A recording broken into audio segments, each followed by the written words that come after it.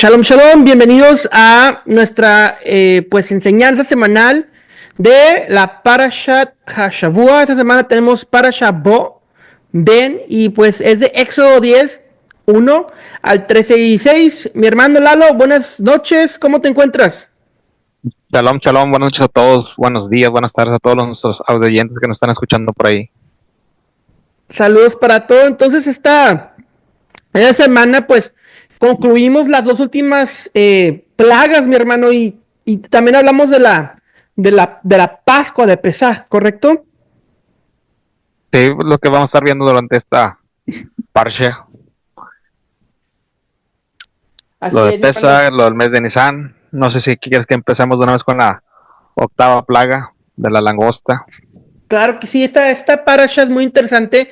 Me gustaría pues introducir un poco, ¿verdad? Lo que vemos aquí en esto. En Éxodo 10:1 dice, y el Señor le dijo a Moisés, entra en la presencia de Faraón, porque yo he endurecido su corazón y el corazón de sus siervos para mostrar entre ellos mis señales. Entonces aquí lo que vemos es a este Faraón simbolizando a Satanás durante todo este conteo del Éxodo. Pues Faraón era el gobernante de ese mundo antiguo y sabemos que Satanás es el gobernante de nuestra era. De hecho, se le llama el príncipe de este mundo, es el rey, es el gobernante de este mundo. Y pues así como Faraón tenía al mundo antiguo y pues obviamente Israel cautivo, el enemigo, Satanás, tiene cautivo a el mundo, a la humanidad, con oscuridad y con pecado y con muerte. El faraón, pues, es un simbolismo de Satanás y vemos a la venida de Moisés como simbolismo del Mesías, quien viene a destruir su reino. Satanás le teme a la venida del Mesías. Los sabios dicen que el sonido del shofar confunde a Satanás porque le recuerda que en aquel día el Mesías vendrá y abolirá o destruirá su reinado de este mundo. Entonces, esto es algo que vemos muy común durante Rosh Hashanah, ¿verdad, mi hermano? Donde se dice que esto hace estremecer a Satanás, porque así como dice Pablo, ¿verdad? Que al sonido del shofar, de la trompeta, los muertos en Cristo resucitarán primero. Como hemos hablado en otras parashot, ¿verdad? No es algo nuevo que Pablo se haya sacado de la manga, sino que es el Kibutz Galoyot, la reunión de los exilados, y representa el regreso inminente del Mesías con ese trompetazo, mi hermano. Así es, y para de todo lo que has hablado, pues, y eso es real. Siempre cuando la Torah, o en esta parte siempre habla de Egipto, siempre habla de este mundo, ¿va? De la materia. Entonces, por eso se dice mi reino, se dice Egipto, de hecho en la Torah, ¿va? Que es algo estrecho, es algo. Entonces, siempre cuando dice hay que salir de Egipto, venimos de Egipto, es que venimos de la materia, venimos de este mundo, ¿va? Que hay que salir de este mundo, ¿va? Y sí, como tú dices, ¿va? Decía un rabino que el shofar no es un instrumento, es una arma espiritual. Y lo que nosotros habíamos conocido como que va a venir un día nuestro Mashiach, Yeshua, al oído de la trompeta, realmente es al sonido de shofar. Y por eso en las fiestas, ¿va? Como Rosh Hashanah, es de que estar escuchando el sonido de trompeta, aunque sea una vez a cada año, para cuando sea realmente es identificar ese sonido. Así es, mi hermano. Mi hermano Steven, muy buenas noches. ¿Cómo estás, mi hermano? Bienvenido. Hola, bendiciones, ¿cómo estás, mi hermano? Feliz aquí de poder participar y poder conectarme a pesar de la distancia. Shalom, mi hermano. Gracias por conectarte. Pero estamos iniciando, estamos mencionando Éxodo 10, versículo 1, y cómo pues representa Faraón a Satanás y el sonido del shofar, el cual le causa un gran temor al momento que pues Satanás lo escucha, como vemos en Rosh Hashanah, mi hermano.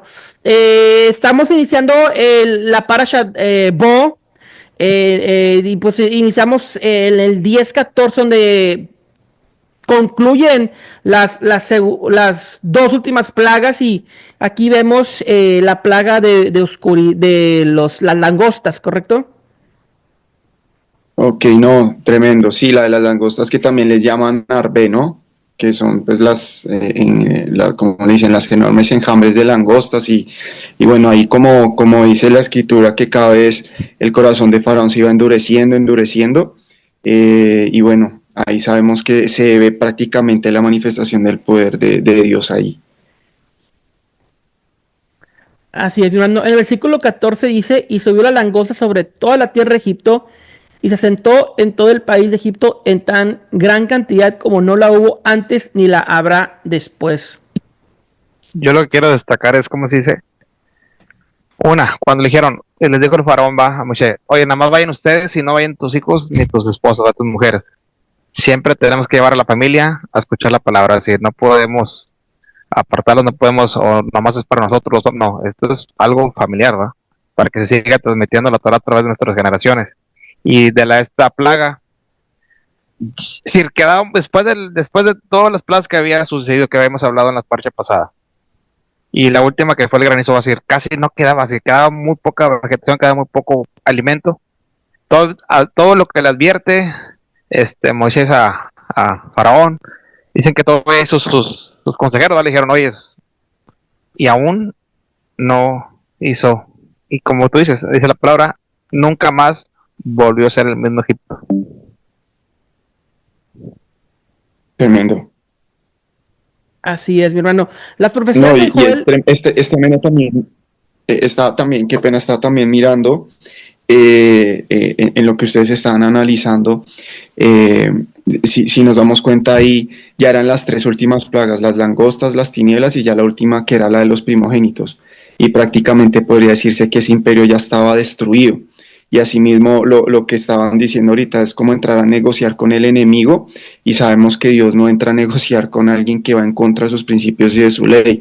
Y ahí es donde nosotros también, trayéndolo a cotidianidad hoy en día, muchas cosas podemos ver allá en ese Misraim, en ese Egipto, en ese mundo, que pareciera que vamos a negociar o que por pedazos o como haciendo una negociación, que realmente pues nosotros sabemos que la escritura es clara de que si somos fríos o calientes. Y ahí es donde también analizamos que muchas cosas de esas presiones que vienen a la vida del creyente, del hijo de Adonai, de Elohim, que sabemos que no son cosas fáciles, puede ser economía, puede ser salud, puede ser algo familiar, a pesar de la presión, porque es una presión ver que cada vez que Dios se manifestaba con estas plagas para que el pueblo fuera libre, más los hostigaban, más estaban cautivos, menos los querían dejar ir. Como decía Moisés, ni una pezuña se quedará en Egipto, vayan y adoren, pero no se vayan con estos y dejen aquello. Entonces realmente es donde vemos que también ahí se resalta el poder de la muna, el poder de la fe, de creer de que Dios hace las cosas posibles sin importar lo que esté pasando y la presión que esté alrededor, que es algo muy tenso lo que uno lee en esos pasajes, que uno los lee, pero creo que lo que vivieron ellos no fue nada fácil, y sabiendo que era un pueblo esclavo. Amén, amén, así es, mi hermano. Las profecías en Joel también aluden a la langosta y a las plagas de oscuridad, que referente a lo que vemos en Egipto, y también describe la venida del Señor. Entonces vemos una similitud también lo que vemos en Joel, por ejemplo, en Joel 2, 25, leemos donde dice, y os restituiré los años que comió la oruga, el saltón, el revoltón y la langosta, mi gran ejército que envié contra ustedes. Entonces hace una referencia con esto y un ejército que él envía en contra pues de estos, los enemigos de Dios, ¿verdad? Ahora, algunas interpretaciones dicen que la langosta en Joel 2 es una analogía de ejércitos los cuales invaden la tierra antes de los días del Mesías.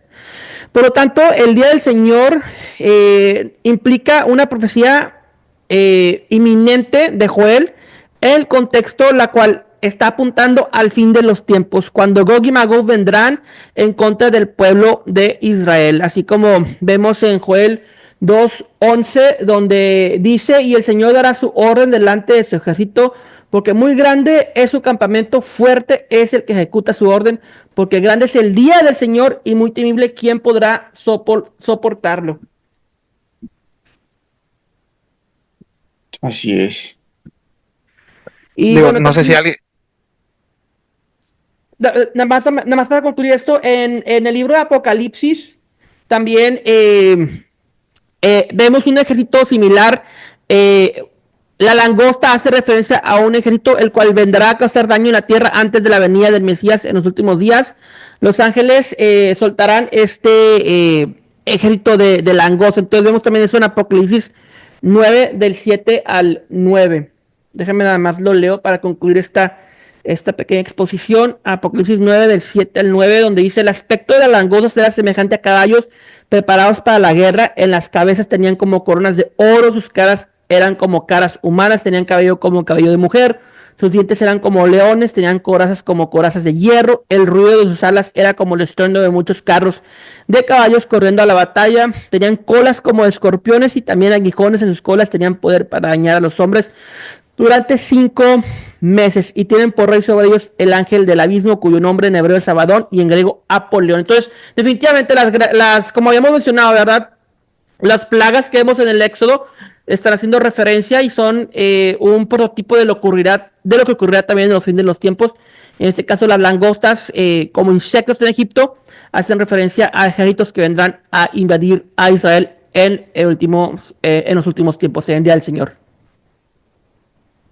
Yo, ya para pasar, digo, a la siguiente plaga, porque digo, se anexa a lo que decía nuestro hermano Steven, a lo que quiero llegar a decir en la plaga, la novena de la plaga de la oscuridad, porque dice el Midrash que solamente fue el 20% de los israelíes, que el 80% se quedó o murió en esa plaga porque quería quedarse en Egipto, tenía esa mentalidad, como decía él, quería negociar con el mundo, quería estar en el mundo, y solamente dice el Midrash que solamente el 20% de los 600,000 hombres, dice el Midrash que era el 20%, que el 80% murió en esa plaga por lo que decía nuestro hermano Steven, querer seguir en Egipto. Tremendo, tremendo, sí, y es verdad, mirando ahí el hostigamiento y además de ver como un imperio, ¿no? Porque Egipto no solamente era una nación fuerte, sino era el imperio de aquella época, y mirar cómo cada plaga los estaba destruyendo y debilitando, y aún así no entendían el poder de Dios, que es el Dios de Israel, manifestándose en ese pueblo. Entonces, prácticamente ahí lo que podemos ver es que Dios siempre va a pelear por su pueblo. Y ahorita nosotros que creemos en el Mesías y que tenemos nuestro defensor y que tenemos nuestro Salvador y Redentor, es una sombra de todo lo que tenemos que dejar atrás, ¿no? Porque también varios, digamos, unas de las reflexiones que también estaba mirando, digamos, de algunos rabinos, digamos, como Rambam o Rashi, ellos decían también que todo lo que pasaba en las plagas y todo lo que iba a pasar más adelante para la liberación de Egipto, se refería no solamente a una libertad física, sino a una libertad moral y espiritual. No solamente era salir de la esclavitud e ir a una nueva tierra y empezar una vida nueva, que era así, sino también esa libertad espiritual, y también, como decía Rashi, acerca de la liberación y la redención de este pueblo, pero aparte también de tener una identidad y saber que ahí es donde iban a conformarse por medio de estatutos de la Torá, de todos estos decretos, ordenanzas, para así mismo ellos poder conocer a Elohim, a Dios, ¿no? Entonces, de alguna manera es interesante ver que a pesar de todo de todos estos procesos difíciles y de toda esta presión y esos momentos difíciles, iba a haber esa luz como en el túnel, y esa luz iba a ser la verdad del único Dios verdadero. O sea, es tremendo hacia dónde apunta todo, digamos, todo este proceso, que es difícil, porque verlo ahí, un pueblo esclavo sin esperanza, su mentalidad no tenía esa libertad de entender que iban a una tierra donde fluye leche y miel, que una promesa que se le hizo en Bereshit 15 a Abraham, de que iban a ser libres, no sabían que iba a venir bajo una presión y bajo la manifestación del poder del Señor en esas plagas. Entonces es tremendo ver todo este proceso. Y esto que me mencionas, me está recordando obviamente a lo que dices, ¿no? De la tribulación, del sufrimiento, del dolor, a los dolores del parto que vemos en Apocalipsis 12, ¿no? Todo ese dolor del sufrimiento que vendrá antes de la venida del Mesías, que es como una mujer en contracción, sufrimiento, plagas, lo que vemos en Éxodo, Apocalipsis, hasta que regrese el Mesías, el hijo nace o regresa y trae esa liberación y esa alegría que tiene la madre después de dar a luz. Así es. Y lo que vemos, a lo que decía nuestro hermano Steve, es decir, sí, Dios nos cubre, pero como a veces los dos lados, tanto la gente que no, ya no siguió de Israel, ¿va? Que sabiendo que había un Dios, aunque tenían la mentalidad, no lo pudieron comprender. Y la gente de Egipto, va, porque lo vamos a ver más adelante, que muchos siguieron, va. Pero viendo todos los milagros, ¿y qué lo vamos, cómo lo vemos hoy en día? Pues, ¿cuántas veces Dios nos manda señales? ¿Cuántas veces Dios nos habla por... No podemos decir que Dios nunca nos ha advertido, nunca nos habla, va, y aún así seguimos sin entender. Aún así la gente no quiere conocer de Dios, aún así la gente no busca a Dios, aún la gente viendo todos los En- milagros que día a día. Endurecen su Así corazón es. como Faraón. En el versículo 21 dice, Señor dijo a Moisés, extiende tu mano hacia el cielo para que haya tinieblas sobre la tierra de Egipto, tanto que cualquiera las palpe. Y extendió Moisés su mano hacia el cielo y hubo densas tinieblas sobre toda la tierra de Egipto por 3 días. Ninguno vio a su prójimo, ni nadie se levantó de su lugar en 3 días, mas todos los hijos de Israel tenían luz en sus habitaciones. Estamos en la Tremendo. plaga de oscuridad. Yo creo que ahí lo vemos ya literal, de que si solamente la luz que no tenía el pueblo de Dios, ¿va? Los Así demás es. ciudades del mundo, sí, hoy en día siguen estando en oscuridad. Lo único que nos puede dar luz es a través de la Torah, a través del Mashiach, es la única luz que para poder ver. Sí, es tremendo ver cómo a pesar de todo lo que estaba pasando, porque bueno, ahí decía que no se podían, que eran 3 días de oscuridad, bueno, y que no se podían, o sea, no se podían ver los unos a los otros, porque pues me imagino ese terror y ese temor que había en el pueblo, pero los únicos que tenían luz era el pueblo de Israel. Y esa luz también ya sabemos en el Brit Hashah y en las buenas nuevas, quién es esa luz. Y esa luz del mundo es Yeshua, es el Mesías, es Mashiach. Entonces es tremendo ver cómo esa luz siempre ha estado, siempre resplandeciendo y guardando a su pueblo. Es tremendo, esa parte es impresionante, ver que esa luz siempre ha estado de principio a fin, iluminando y guardando a su pueblo. Así es. Aquí los rabinos dicen que la oscuridad de Gehenna del infierno fue la que estuvo cubriendo a Egipto durante 3 días, pero que el pueblo de Israel caminó en luz. Obviamente vemos a Salmo 27.1, el Señor es mi luz y mi salvación. Salmo 119.105, el Señor es mi lámpara a mis pies, tu palabra y lumbrera a mi camino. En Isaías 62.3, hablando del fin de los tiempos, el profeta Isaías alude a lo que vemos en esta Parashat Bo. Dice, levántate, resplandece porque ha venido tu luz y la gloria del Señor ha nacido sobre ti. Porque aquí que tinieblas cubrirán la tierra y oscuridad las naciones. Mas sobre ti amanecerá Hashem y sobre ti será vista su gloria y andarán las naciones a tu luz y los reyes al resplandor de tu nacimiento. Tremendo. Sí, es una palabra muy clave la luz. Es muy, muy, muy clara ahí. Y ver que es lo que ilumina, ¿no? Es lo que también le guía, ¿no? Una luz también lo que nos ayuda a darle directriz y encontrar el camino. Y ahí yo creo que ese pueblo, a pesar, es que yo a veces me pongo a pensar, y muchos también estudiosos y nosotros como creyentes, la mentalidad del pueblo de Israel en ese entonces no es como la mentalidad de nosotros, que era un pueblo esclavo, 430 años, sin esperanza, saber que sus hijos y sus hijos iban a seguir siendo hostigados, maltratados, ultrajados. No les cabía en la mentalidad ellos ver manifestaciones de poder y sobre todo ver que alguien los iba a defender y que él estaba peleando por ellos. Entonces yo creo que es un cambio de mentalidad impresionante, que uno entiende también que fue un proceso, porque después de estar hostigados y ver que hay alguien que ellos no ven, pero que es el Dios de Israel, peleando por ellos y que ellos tienen luz y los otros no, aunque ellos ahí saben que están despertando esa fe, porque yo creo que ahí es donde también ellos están empezando a ver que hay algo que se llama fe, algo que ellos no pueden explicar, pero saben que está ahí, no es fácil. Entonces yo creo que ahí también es lo que llevan los procesos de Dios, que hay que entender ese proceso, porque a veces pensamos que el pueblo de Israel toda la vida entendió que había un Dios único. Sí, ellos lo entendieron, pero se rebelaron y fueron desobedientes, pero los que estaban en Egipto, ellos habían escuchado y sabían que había una promesa, pero no habían visto el poder de alguna manera. Entonces también eso cambia la mentalidad de un momento a otro. Es complejo, pero sí entender que hay alguien que está detrás del asunto. Digo, y hablando de la luz, como dice ahí en Juan 8:12, ¿no? Yo soy la luz del mundo, ¿va? Amén, así es. Así es, mi hermano. Así es. Justamente acaba de escribir ese versículo, definitivamente. Vemos Yeshua diciendo, yo soy la luz del mundo, y Juan 1, 5, que dice, la luz de las tinieblas resplandece y las tinieblas no prevalecieron contra ella. Entonces, obviamente vemos aquí también algo de alusión en el prólogo de Juan a Parashat Boy, lo que está sucediendo con nuestra plaga. Así es. Entonces, ¿Le mis hermanos, seguimos? vamos a darle. Bueno, Claro yo que nomás sí. yo lo que tengo que, ahí me gustó mucho este texto, ya nos vamos hasta el 11:7 antes de empezar antes de empezar lo de Pesach, lo de Nisan. Dice, y para todos los hijos de Israel no usarán ni dañar ni un perro, su lengua, sea un hombre y hasta un animal, para que sepáis, eso es lo que me gusta, hacer distinguir Dios entre Egipto y entre Israel.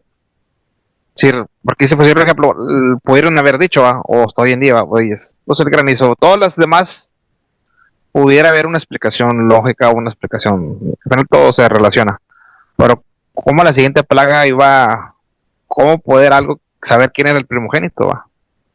Entonces siempre va a haber distinción entre el pueblo de Dios y Egipto. Y aquí dijimos que cuando habla de Egipto, habla del mundo, ¿va? Entonces siempre va a haber esa distinción. Sí, totalmente de acuerdo. Egipto, esto es lo que también nos relata en el Pacto Renovado y en lo que también nos comenta Hebreos y las cartas de Pablo, donde también dice de que ese Egipto es todo o sea, ese Egipto, aunque sabemos que es el mundo, y el mundo es que todo lo que va en contra de Dios, la idolatría, el pecado, todo lo que realmente aparta de ese poder caminar con Dios, ¿no? Porque si Israel no ve el poder de Dios y no cruza ese mar rojo y entiende que hay un Dios que tiene un plan con ellos siguen esclavos no solamente en su parte física, sino en su parte espiritual. Entonces, es tremendo ver que es, como dice la escritura, sombra de lo nuevo, porque el Mashiach, Yeshua, él también nos vino a ser libres del pecado, cuando, ahí, bueno, más adelante que hablarán del matzah y todo este tema, ahí es también donde cuando él habla de la levadura, y cuando él habla de la levadura sabemos de que está hablando de todo aquello que es impuro, aquello que no está bien delante de Dios, y es lo que él viene a reflejarnos ya de una parte más práctica, ¿no? Porque aquí estamos hablando de un pueblo que claramente... pues de ahí es donde viene el Mesías, pero también sabemos que fue un pueblo un poco rebelde a las leyes, que hacía lo que quería, que aun viendo las manifestaciones no entendieron cuál era el plan, que era obedecer y seguir al único Dios. Pero aún así la misericordia de Dios está, porque a que voy con ese punto, que aún así está el mundo hoy en día. Hoy escuchamos en el mundo muchas veces, yo soy creyente, o yo sigo la Torah, o sigo la ley, y realmente solamente Él es el que sabe de corazón quién lo está haciendo genuino, quién la está cumpliendo y quién le agrada de corazón, porque ahí está lo que se cumple en Isaías: este pueblo de labios me honra, pero su corazón está lejos de mí. Entonces realmente ahí lo que Él está buscando es un pueblo, no de solamente cumplir una promesa que le hizo a Abraham, porque el pacto fue con Abraham. Estamos ahí recordando que está recordando un pacto que hizo con Abraham en Bereshit, y que en Bereshit 15:3 le está diciendo que su pueblo sería esclavo 430 años, pero que de ahí saldría con las riquezas de ese pueblo que lo estaba hostigando. Pero ahí es donde también nos damos cuenta que esa promesa no es solamente Abraham a un pueblo, sino que un pueblo que lo ama y le siga. Y ahí es donde nosotros también nos vemos de ese mundo que nos sacó el Señor, y que lo que está buscando es que no solamente lo declaremos de boca, sino que también lo vivamos y también lo compartamos al que lo necesita, y sacar más de esa gente, de ese Misraim, de ese Egipto, que es lo que vemos cada vez hoy en día con tanta maldad. Amén, mi hermano, muy cierto. Nos pasamos al Éxodo 11. El Señor le dijo a Moisés: una plaga traeré aún sobre Faraón y sobre Egipto, después de la cual él los dejará ir de aquí y seguramente los echará de aquí. Ahora habla al pueblo, y que cada uno pida a su vecino y a cada una a su vecina alhajas de plata y de oro. Y el Señor dio gracia al pueblo en los ojos de los egipcios. Entonces vemos lo que mencionabas. También Moisés era tenido por gran varón en la tierra de Egipto, a los ojos de siervos de Faraón y a los ojos del pueblo. Y dijo Moisés: el Señor ha dicho así: a medianoche yo Saldré por el medio de Egipto y morirá todo primogénito en tierra de Egipto, desde el primogénito de Faraón, que se siente en su trono, hasta el primogénito de la sierva que está tras el molino y todo primogénito de las bestias. Entonces aquí vemos la plaga o la muerte de los primogénitos, ¿verdad? Aquí es donde iniciamos este relato. Y yo creo que hablando del contexto, cuando les dice va que deben de lo de cordero va, que debe estar atado a la cama, que hemos hablado desde que empezamos las plagas, la parcha pasada, que cada plaga era un dios que estaban derribando, ¿va? Y el cordero era un dios. Entonces dice va la explicación que tenías que derribar o tenemos que derribar esos ídolos, va, para poder llegar, ¿va? O para poder pasar, o para lo que ahorita vamos a ver lo de las cuando lo de las jambas, va. Entonces tenemos que derribar toda esa idolatría, por decirlo así, va, que ahora tendría que sería pues, el trabajo, tu pareja, el dinero, es decir, para poder llegar a pesar, para poder llegar a la liberación, ¿va? Para poder quitar todas esas cosas que están allí. Ahora, muy interesante que mencionas que el cordero era un ídolo egipcio, muy cierto. Entonces tenemos a Israel, quien tiene que sacrificar un cordero, un dios de las naciones, y que solamente al sacrificar esto y por la sangre de ese cordero podrían ser salvos. Ese relato mismo que vemos ahorita con el judaísmo actual, no creyente, ¿verdad? Ven a Yeshua como un ídolo de naciones, como un dios ajeno, pero cuando descubran que por medio de su sangre tienen salvación es cuando vendrá esa fe y esa es la gracia derramada que vemos en Zacarías 12. Así es. Sí, ya es como hemos hablado, que es un paralelismo, es todo lo que vimos en Egipto es lo que va a suceder. Como dijimos, el primer libertador fue Moisés y estamos esperando nuestro segundo libertador que va a ser Yeshua, ¿va? Amén, mi hermano. Entonces, tenemos la muerte de los primogénitos, tenemos también lo del Pesaj, ¿verdad? Lo de tomar un cordero en Éxodo capítulo 12.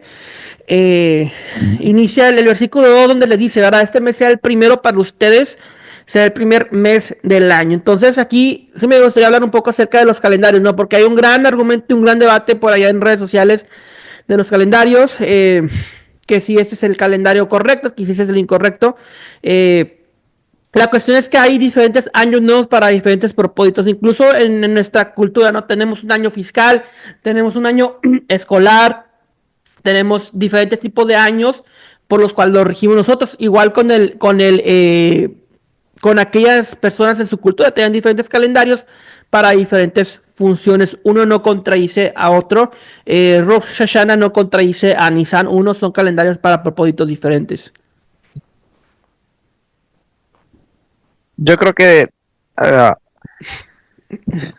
si lo vemos de esa manera, digo, desde que tiene 3.500 años que se escribió esto. Entonces cuando dicen, o cuando a veces yo también escucho, oye, es que el calendario judío, es que esto tiene, no lo dijeron ellos, Dios lo está diciendo, y aquí lo vemos, desde hace casi 3.500 años va, que se viene manejando ese calendario, porque al final es el calendario de Dios, que es casi Dios dijo que debemos de manejarlo, va. Entonces yo creo que es muy bueno si uno se pudiera un poquito más estudiar o entenderlo el calendario, va. Porque digo, está escrito, no es algo que se inventó, no es algo que como que hicieron, vamos a hacerlo, ya está escrito, ¿va? Se formó.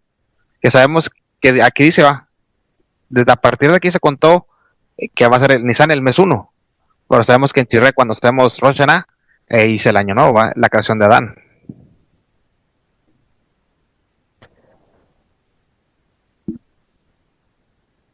Así es, mis hermanos. Y aquí donde conectaríamos esto los calendarios con lo de la Pascua, ¿verdad? Claramente en los evangelios vemos a Yeshua celebrando la Pascua. Dice, tráiganme, prepárenme para celebrar la Pascua, para celebrar Pesaj, la Pascua judía, no la Pascua cristiana del conejo y toda esta mezcolancia, ¿verdad? Entonces, la cuestión es, si nos ponemos a analizar, ¿no? Entonces, Yeshua estaba celebrando Pesaj con los discípulos, pero también después es sacrificado durante Pesaj, y esto es porque Yeshua está celebrando Pesaj con sus discípulos conforme al calendario de los fariseos, y después es sacrificado en el Pesaj del calendario de los saduceos o de los levitas del templo. Entonces, es por eso que Yeshua tiene un doble Pesaj, y el primero celebra con sus discípulos, y en el segundo, él es ese cordero inmolado que muere por los pecados del mundo.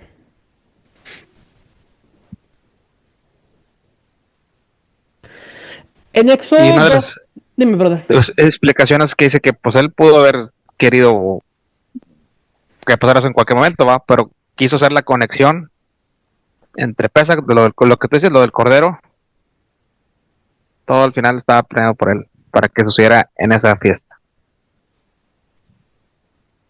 No, y que se cumple todo lo que es profético, porque si miramos el Pesaj, prácticamente, digamos, de toda esta parashá y digamos, de toda esta enseñanza, ahí podemos ver que el Pesaj, aunque ahí ya iba a ser establecida como una fiesta, porque cuando uno lee el capítulo 12 habla de estatuto perpetuo, que será una costumbre eterna, no explica todo el proceso que va a ser. Prácticamente es una fiesta solemne, inmutable, de estatuto perpetuo para el pueblo de Israel y para todos los que siguen al Mesías. Entonces, quien llega al Mesías entiende que su sacrificio fue en una fiesta de Pesaj, de Pascua, y entiende que eso va conectado a la liberación del pueblo de Israel. Entonces ahí es donde entendemos, por ejemplo, ahorita que yo les comentaba estos comentarios de algunos rabinos influyentes, ellos lo ven como la libertad espiritual y ética y moral, pero nosotros sabemos que no es solamente eso, es una libertad de el pecado, de ese Egipto, de lo que nos ata a este mundo, ¿no? Y que nos revela el reino de Dios, que es lo que vino a mostrar el Mesías, y que eso es abierto a todo el mundo. Lo que pasa es que es lo que ustedes comentaban. Hoy en día la gente o está alejada de Dios, o la gente que dice que está cercana a Dios muchas veces no escudriña la escritura. Entonces para ellos la Pascua solamente fue el sacrificio del Mesías, ¿no? Pero no entran a ver realmente qué es lo que conecta el Mesías con la Pascua, y cómo realmente, cuando yo leo acá, y pues lo digo con todo el respeto, digamos, cuando compartimos con algunos amigos judíos o otros amigos, digamos, de otras confesiones de fe, sobre todo por la línea protestante,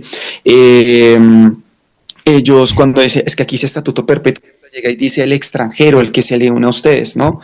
Y dice que es una fiesta, o sea, es de alegría, de gozo, hasta ahí, bueno, comida, todo el tema, todo lo que comentan en el capítulo 2 y 13, pero entonces la gente se desliga de eso. Entonces ahí es donde yo digo que también dentro de los mismos creyentes tiene que haber cómo entrar a esa profundidad, porque nos está dando una enseñanza y una revelación de cómo el nuevo no es que desmitifique ni contradiga al antiguo, que es lo que muchas veces está allá afuera, sino que lo perfecciona, lo aclara y lo revela. Y esa revelación viene por medio del Mesías.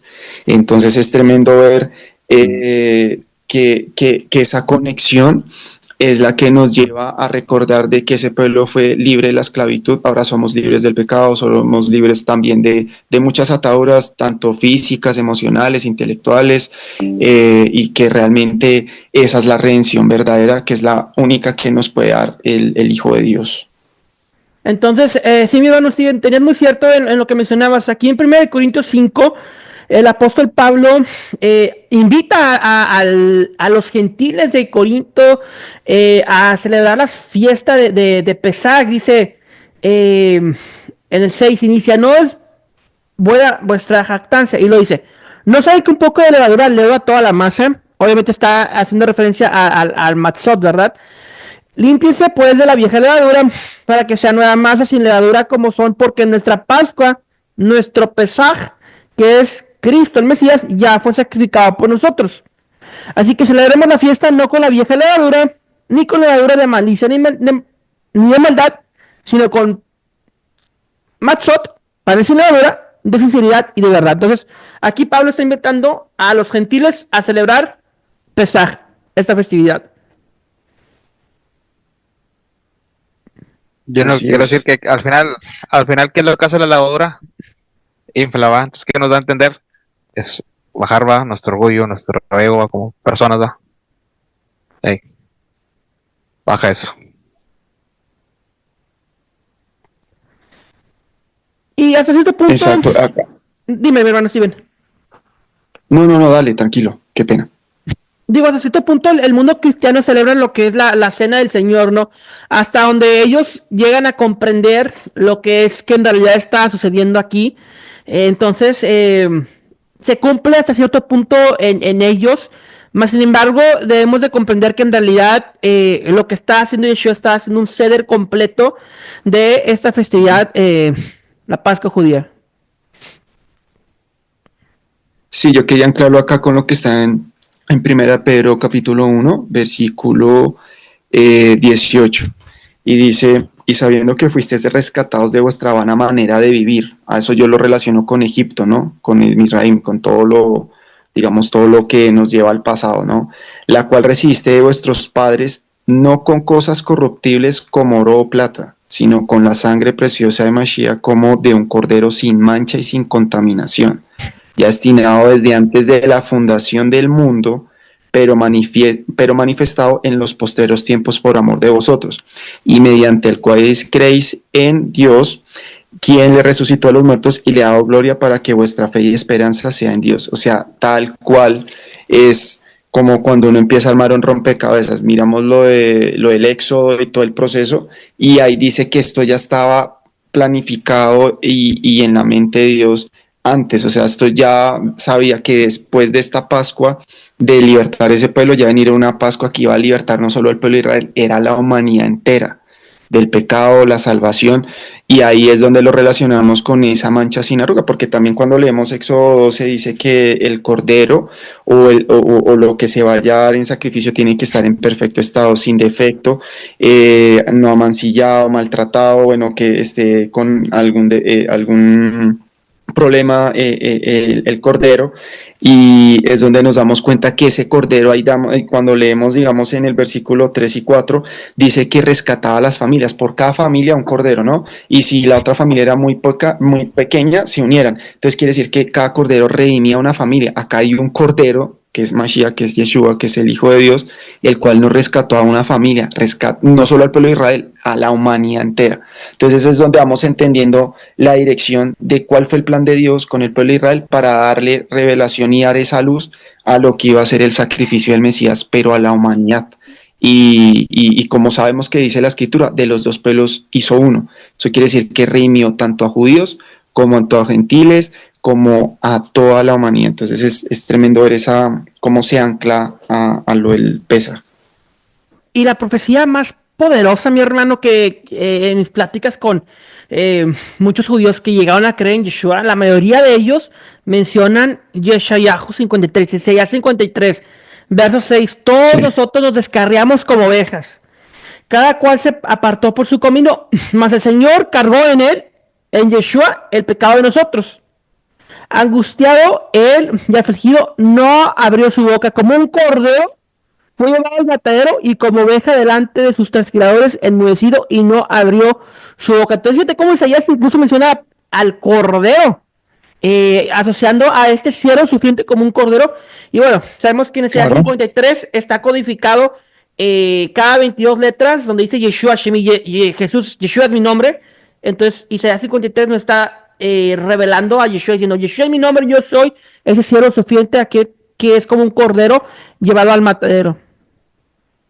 No, y es tremendo porque, digamos, Isaías 53, lo que uno escucha de varios hoy en día, y lo que ustedes también comentaban, Isaías 53, en un tiempo lo relacionaban con Mashiach, bueno, con Yeshua, con el Salvador. Pero hoy en día, para la mayoría de judíos, Isaías 53 ni se toca. Se está entendiendo mal el contexto. Hablan de Israel, cuando para muchos también Israel es símbolo femenino, porque Dios hizo un pacto, ¿no? Cuando hablamos lo de la Torá y la entrega en el Sinaí, él hizo un pacto con un pueblo y decía que era su esposa. Por eso es que leemos Oseas y todo este proceso de cuando hay que darle carta de divorcio por irse en pos de otros dioses. Pero entonces ahí es donde ellos también entran como en esa discordia, porque si Isaías 49 habla del siervo de Israel, mi siervo, pero Isaías 53 dicen que también es Israel, pero Israel, y 53 habla de un varón, dice varón de dolores, habla de un hombre. entonces que sea por sacrificio para siempre. Entonces es donde ellos también entran en ese choque que a veces cuando uno dice, pero ¿por qué ellos no creen si estudian tanto, desglosan el hebreo, el significado, tienen 3000 años de historia, una cantidad de tradiciones también donde muchos pues ahí hacen sus estudios del Mesías, pero realmente es tan simple que ahí está escrito? Lo que pasa es que muchas veces nosotros queremos ver a Dios a nuestra manera y no a la manera de Dios, y el tiempo de Dios era cuando Él vino, hace más de 2000 años, y el tiempo del pueblo de Israel hoy en día es en el tiempo de ellos, que quieren ver el que ellos están esperando, que es lo que ya vemos en estos tiempos, que cada vez se va cumpliendo las profecías, pero es tremendo ver cómo todas estas profecías se cumplen, pero unos las entienden y otros no. Y ahí es donde yo digo, el verdadero judío y el que es observante, no étnicamente, el que es observante. Para mí el judío es el que sirve al Señor, como dice Romanos 2, el verdadero judío es de corazón, ya no es la circuncisión física, el Brit Milá y todo este tema, sino de corazón, porque a veces confundimos judío, digamos, con si viene de Judá, o el judío de hoy en día en Israel, o el judío que es étnicamente, o el judío que es observante. Para mí es el que es temeroso del Señor, porque escuché una reflexión y me gustó mucho, y con esto hago un paréntesis, cuando llegan y le dicen a Jonás, ¿no? Que ahorita ustedes están tocando, y se me vino la memoria cuando Jonás le dicen, bueno, ¿usted quién es? ¿Usted por qué está acá en esta barca? Y bueno, todo el proceso que iba a pasar ahí de la tormenta, y él no dice soy judío, cuando ya sabíamos que ahí ya estaban las dos tribus, el Israel del norte y el sur. Dice soy hebreo también, pero dice soy temeroso de Elohim, de Dios.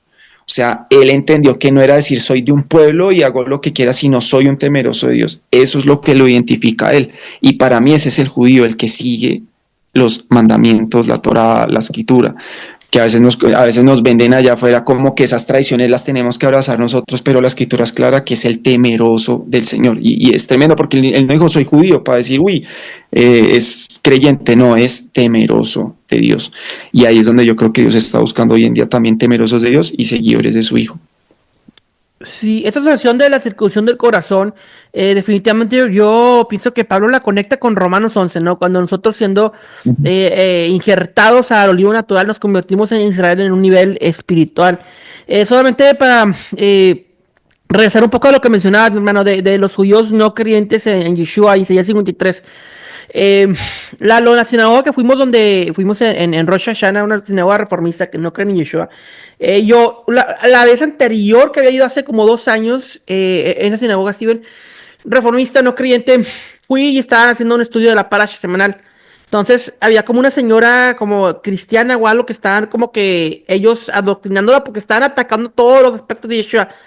Y les digo, los rabinos hablan y asocian Isaías 53 con el Mesías sufriente, con Mashiach ben Yosef.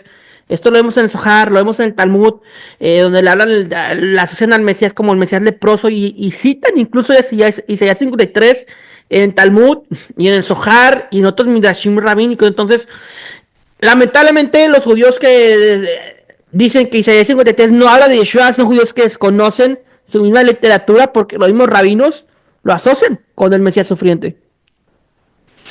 Y es claro, ¿no? Y es que Isaías 53 es súper específico. Y a veces nos quedamos con Isaías 53, podemos ver el 42, podemos ver 43, 44, cuando él dice, mi siervo Jacob, soy su hacedor, yo mismo iré. O sea, a mí hay versículos, a mí me encanta cuando digo, pero ¿por qué no creen? Y me pongo a buscar, obviamente ya versículos que ya encontramos en el Antiguo o en el Tanakh, pero hay otros versículos muy claves, porque por ejemplo cuando vemos también en Isaías 35, dice, yo mismo iré en persona y os rescataré. O sea, hay palabras muy claras donde él está diciendo de que va a venir alguien con un poder divino, sobrenatural, no un hombre corriente porque tiene la ascendencia de David, sino va a venir a alguien con un poder divino, y ese poder divino es mismo, él está diciendo que él mismo vendrá. Isaías 43, 44 dice, yo tu Salvador y tu Redentor, yo mismo estaré presente. Entonces el 52 cuando se englosa con el 53, lo que pasa es que ahí es donde nos damos cuenta que hay un velo, no está la revelación, pero pues el Señor dice en Romanos 9, 10 y 11, pues que llegará su tiempo, ¿no? Y ese tiempo yo creo que ya está pronto por verse. Todo lo que está pasando es esos partos de dolores y una cantidad de sucesos que empezarán a ver, y ellos tendrán que implorar, y en ese clamor es donde van a ver al que traspasaron, como dice Isaías 53, porque lo verán y reconocerán al que traspasaron, y sabemos que al que traspasaron fue al Mesías. Así es, mi hermano. Entonces aquí en la parasha, pues continuamos con este corderito, ¿verdad? Aquí dice que en el versículo 6 dice que en el 12:6, y lo guardarán hasta el día 14 de este mes, y lo inmolará toda la congregación del pueblo de Israel entre las 2 tardes. Entonces aquí entre las 2 tardes es un idioma hebraico, el cual dice en el atardecer. De acuerdo al Evangelio de Marcos, el Mesías murió durante la hora novena, que esto sería el atardecer. Entonces, el Evangelio de Juan también indica que la crucifixión sucedió durante el día de la sacrificio pascual. Entonces, pues podemos conectar que el último aliento de nuestro Mesías fue en el mismo momento cuando se estaban sacrificando los corderos en el templo. Entonces, una conexión muy precisa del Eterno, de lo que está sucediendo en el templo con lo que está sucediendo en la cruz. Tremendo, y que fue en el tiempo exacto, tal cual estaba siendo sacrificado el Cordero de Dios en el Calvario, y en el templo ahí estaban también haciendo su sacrificio sacerdotal. Entonces es tremendo ver que todo compagina perfecto con el sacrificio perfecto que es el del Mesías. Así es. Y en el verso 8 lo hablamos acerca de la matza, del pan sin levadura. Bueno, yo creo que además ahí en el 7 vemos lo de las jambas, lo de colocar sí. la sangre, que es la sangre de cordero, ¿verdad? Que nos dice que al final, cuando pasaba el Espíritu de Dios sobre las casas, ¿qué es lo que miraban? La sangre y que nos ven como lo que decía Steven, ¿va? ¿Qué es lo que ahorita ve Dios? Nosotros tenemos que la sangre del cordero, ¿va? Decía una explicación de un rabino que hicieron como una hey en las puertas, aludiendo al nombre de Yuvahai Day. Hey. Tremendo. Así es, hermano. Y luego el Mesías pues dice que él es el pan del mundo, ¿verdad? Hace asociación a ese pan de aflicción, el cual celebramos durante los servicios de Pesach, de esa festividad. Entonces, hacemos asociación a este pan de aflicción con este Mesías, que es él es el pan de vida, quien fue afligido durante esta ceremonia. Aquí yo quería hacer como un paralelo muy breve, y creo que con esto también se compagina todo, digamos, lo que ustedes están hablando, y lo de la parasha de todo el tema. Digamos, ahí digamos, Pesach, pues nosotros ya sabemos qué significa pasar por alto, ¿no? Proteger. Después viene Matzah, que es lo que sabemos que todo es lo del pan sin levadura, y que significa hornear o dejar que se cocine rápidamente, que el pan sin levadura, lo que estabas hablando ahorita en lo de Corintios, dice eso, ahorita andemos con ese pan sin levadura porque nuestra verdadera Pascua es el Mesías, Yeshua. Y el tercero está el Corban Pesach, que es el sacrificio de Pascua, que es acercar, ofrecer, y es acercarse a Dios antes de la liberación. Entonces, cuando anclamos Pesach, Matzah y Corban Pesach, podemos anclarlo a lo que vino a ser Mesías, o el Mesías, el Hijo de Dios, que es pasarnos por alto en el sentido de la ira que va a venir sobre este mundo, porque no obedecieron a Dios, porque van en contra de todo lo que es el Creador, y por medio del ente pasamos como ese cerco de juicio, y por eso somos redimidos. Redimidos es cuando usted es salvado de un juicio. Cuando usted se salva, quiere decir que ya no va a estar condenado, porque ese es el antónimo, condenado o salvado. Entonces quiere decir que él nos salva, o sea, nos pasó por el otro lado. Ese pan sin levadura, que es Matzah, lo relaciono también con el tema de ser libres del pecado de ese Egipto, de todo lo que aparta a ese individuo o a esa persona de Dios. Y el Corban Pesach es que todo eso se puede a través del sacrificio perfecto, y ese sacrificio perfecto fue el que él hizo. pero ese sacrificio que lo anclamos a Juan 3:16, que es el versículo clave que yo creo que todo creyente sabe que de tal manera amó Dios al mundo que ha dado su unigénito Hijo para que todo aquel que crea en él no se pierda, mas tenga vida eterna, o sea, se acerque a Dios. Entonces, ese sacrificio no es como Él lo hace por mí porque lo merezco, no es por amor, pero tengo que acercarme a Él para recibir ese perdón y aceptar que ese sacrificio es el que nos redime. Entonces, es tremendo ver cómo es sombra del nuevo y cómo todo se ancla y realmente es lo que vino a hacer el Mesías, trayendo a colación lo que hizo con su pueblo, ahorita con la humanidad. Yo creo que no hubo mejores explicaciones, Steven, de todo lo que nos has dicho, va. Digo, es algo tremendo, va. Cómo todo se junta, va. Cómo vemos ahí ese paralelismo, lo que tú has dicho, va. Digo, es una conexión tremenda. Digo, pues yo siempre he dicho, no puede haber Torah sin Mashiach y no puede haber Mashiach sin Torah, va. Si todo va una conexión continua, va. Como, digo, y ahí vemos, va, cómo se fue y cómo se sigue hoy. Se hizo en el momento y cómo se va a hacer si seguir haciendo todo eso y todo lo que debemos de hacer y realizar. No, y ahorita hay un despertar impresionante porque la gente hoy en día se está dando de cuenta de que usted no puede ligar el nuevo del antiguo, como ellos le dicen, que usted no puede solamente quedarse con cositas del Brit Hashada y opacar cosas del Tanakh porque eso es para los judíos. Entonces las bendiciones, las promesas, eso sí es para los que creen en el Mesías, pero las condenaciones y todo lo que usted incumpla, eso sí es para el pueblo de Israel, porque eso es para ellos. O sea, ahí es donde ahí yo me doy cuenta que hay un despertar de Dios, de que lean la escritura, de que sigan los principios que están ahí, y como a veces nosotros miramos, porque ahí es donde encajan como el punto de intersección, porque digamos está el judío que no cree en el Mesías, pero sigue la Torah, o sea, la escritura, lo que Dios manda, y está el cristiano o el creyente tradicional que sirve al Mesías, pero para lo que es la Torah. Pero cuando unimos esos dos, ahí es donde está el punto clave, que es tener al Mesías, porque es la Torah viviente, y él mismo dijo, yo no vine a derogar la ley. Y por eso hay muchos conceptos hoy erráneos en muchas partes donde piensan que la ley es maldición, que la ley es algo malo. Le dije, Dios no puede ser inmutable, Dios no te puede decir que en el Salmo 119 te dice que la ley o la Torah te da vida, que es para eso es que Dios los hizo libres, para hacerlo su pueblo, darles una tierra, cumplirles con una tierra y también darles unas leyes y unas ordenanzas para que se acerquen a Él. Entonces yo no puedo darte a ti una ordenanza para después decirte que esas ordenanzas a ti te van a condenar y que opaquemos eso, porque no, por eso Yeshua vino a perfeccionarla y por eso dice que Él es la palabra viviente, es la Torah viviente, quiere decir que vino a mostrarnos esa Torah ya en medio de los hombres, pero no para desmeritarla o dejarla atrás, sino para hacerla viva y eficaz, como dice Hebreos. Entonces es muy interesante cómo todo esto se engrosa con toda la escritura. Yo creo que una de las cosas que hicimos, o Rubén, ¿va? Y yo aquí lo acompaño, es para que la gente conozca todo eso que estás diciendo, ¿va? Toda esa conexión, ¿va? Y aún Pablo, que dice en Romanos 7:12, de la manera que la ley que es santa, buena y perfecta. Es decir, aún Pablo después habla, ¿va? Que la ley de Dios es. Entonces, yo creo que es uno de nuestros fines de este programa, ¿va?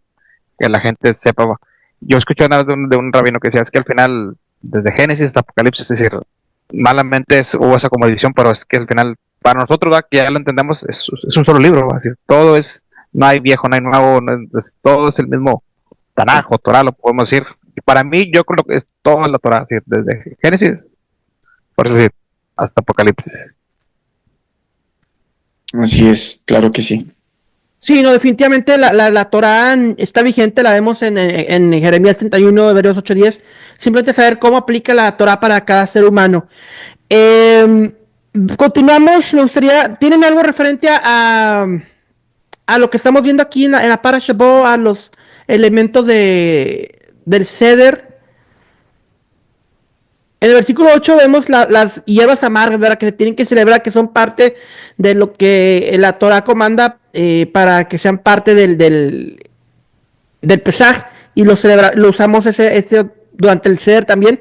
Y obviamente, una vez más, regresando es Israel o es Yeshua, el rey representa al pueblo, entonces lo que le sucede al rey le sucede al pueblo. La amargura que usualmente los rabinos conectan con las hierbas amargas es la amargura de Egipto, ¿verdad? Pero también puede reflejar la amargura o el sufrimiento del Cordero Pascual de Yeshua durante la cruz y todo esto que está viviendo en esos momentos de aflicción.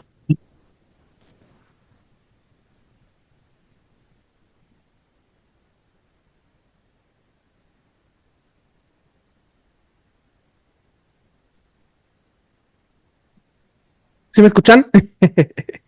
Sí. ¿De qué? Estaba acá, estaba acá mirando también que, digamos, a la Pascua también pues lo que ahorita ustedes estaban hablando, digamos, se santifica todo el tema de lo de la luna nueva, ¿no? Lo del Kiddush Hadodesh, perdón, que es pues todo lo del tema de entender los tiempos, ¿no? Y creo que en esos tiempos es importante porque hoy en día pues el mundo anda con otro tipo de focos y esos tiempos es muy interesante, el sacrificio del Pesaj y el Cordero, que es donde dice que es ser totalmente asado, y también lo de las marror, que son las hierbas amargas.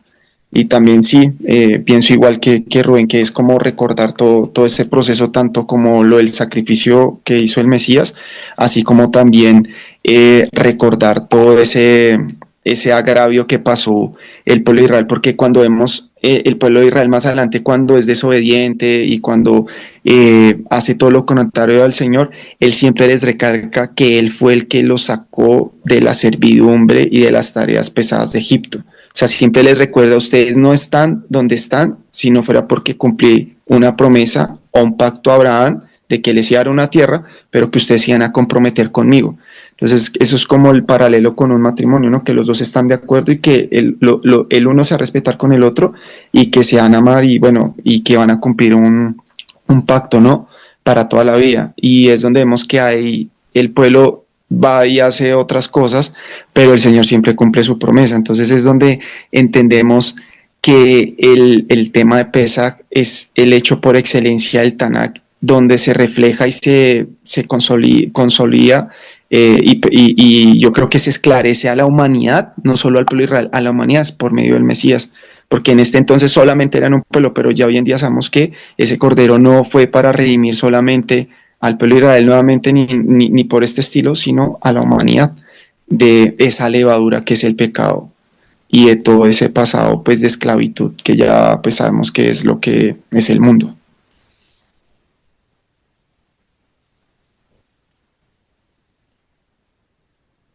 ¿Algunas palabras con las cuales les gustaría concluir esta Parashat Bo, mis hermanos? Yo la verdad me quedé impresionado con ustedes, me gustó cómo dijo la matzah, lo del sacrificio. No podemos liberarnos si antes no hacemos el sacrificio, va, la levadura, va, el orgullo. Yo creo que yo me quedo con esas palabras.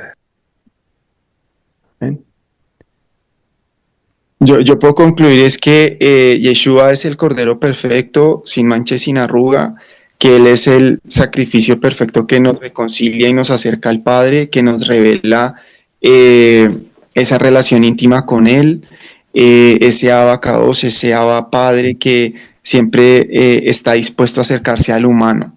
Al humano es judío, al humano europeo, al humano latino, a todo el mundo. El tema está entre nosotros entender ese sacrificio, aceptarlo, y no seguir en ese Misraim, ¿no? Y también en esa mentalidad, ¿no? Porque creo que siempre él quiere renovar la mentalidad de sus hijos, principalmente en las cosas espirituales, ¿no? Ser libres de muchas cosas que nos pueden atar hoy en día, la depresión, la ansiedad, los ataques de pánico, la economía, tantas dificultades que puede pasar una persona internamente, exteriormente. Yo creo que eso es lo que Él nos quiere hacer libres, y esa libertad solamente sea por medio de ese sacrificio perfecto que es el Pesaj de Yeshua HaMashiach y el sacrificio perfecto del Hijo de Dios. Entonces creo realmente que todo lo que se está hablando ahorita se perfecciona en el Mesías, con pasarnos al otro lado, de que no caiga ese juicio sobre nosotros, de ser libres de la levadura del pecado y entender que ese sacrificio es el que nos ayuda a acercarnos al Creador. Mi hermano. Y pues el Éxodo, el ceder de Pesaj, que todos los elementos que vemos durante esta parte de la parasha, obviamente representa al Éxodo, pero sabemos que Moisés es el libertador del primer Éxodo y el Yeshua es el libertador del segundo éxodo, no de Egipto, sino de todas las naciones. Al concluir el Seder, nosotros que estamos en el exilio decimos el próximo año en Jerusalén, pero en Jerusalén dicen el próximo año en la Nueva Jerusalén. Entonces, obviamente apuntando a esa redención, esa expectativa mesiánica. Mis hermanos, a mis hermanos Steven, mis hermanos Eduardo, gracias por acompañarnos en Estudios a Parasha. Fueron de gran bendición sus palabras. A todos los que vieron este video, sé que fue de gran edificación y bendición. Les deseamos bendiciones abundantes para sus vidas y nos vemos la próxima semana. Shalom, shalom.